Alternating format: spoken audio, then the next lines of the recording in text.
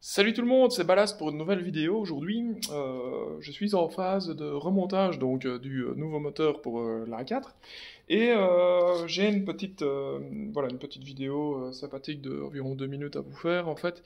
Il faut savoir que le moteur que j'ai acheté était accouplé anciennement à une boîte automatique.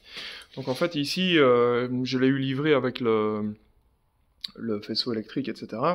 Et étant donné que j'avais une fiche pour la boîte de vitesse auto, donc je ne sais pas si c'était une Tiptronic ou une DSG, mais j'ai plutôt l'impression que c'est une S-Tronic, donc une DSG au vu de la gueule du volant moteur qui est là, enfin volant moteur, pas vraiment volant moteur, je sais pas trop ce que c'est, on dirait une espèce de bimas, mais chelou que j'ai jamais vu, donc je pense que, je regarde avec le numéro de référence, je pense que c'est une boîte S-Tronic, donc DSG, bref.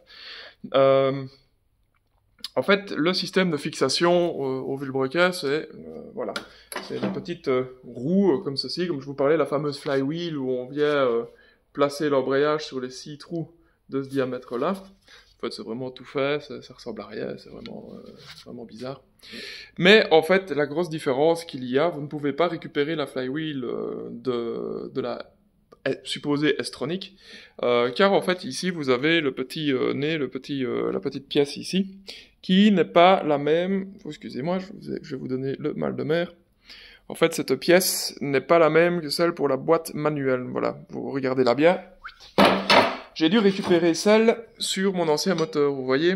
Vous avez un épaulement avec un roulement. Ouais, je sais pas si on va arriver à voir le. Oui, si, on voit le roulement à aiguille à l'intérieur. Donc j'ai dû récupérer cette pièce sur mon ancien moteur qui est là au bout. Je sais pas, j'espère que je pourrais être bien, qu'on le voit bien. Donc voilà, c'était simplement la petite précision technique. Qu'est-ce qu'il vous faut pour démonter ça? Bon, il y a une douzaine de vis, j'ai pas bien compté, 1, 2, 3, 4, 5, 6, 7, 8, 9, 10, non, il y a 10 vis. Il y a 10 vis assez spécifiques, qui sont évidemment en 12 pans, sur 25, avec un filet très fin. Donc je dirais même que c'est un filet à vue de nez, un filet de 0,8, donc ça a l'air d'être du métrique 10. Attends, quoi? Ouais, ça a l'air d'être du métrique 10, pas de 0,8, donc pas fin. Et en 12,9, donc c'est du castar. C'est normal, en même temps, c'est ce qui relie vraiment tout. Donc ça, c'est ce qui fait passer vos 800 Nm et vos 400 bourrins. Donc, enfin, vos 400 bourrins ou vos 240 si vous êtes d'origine. Bref.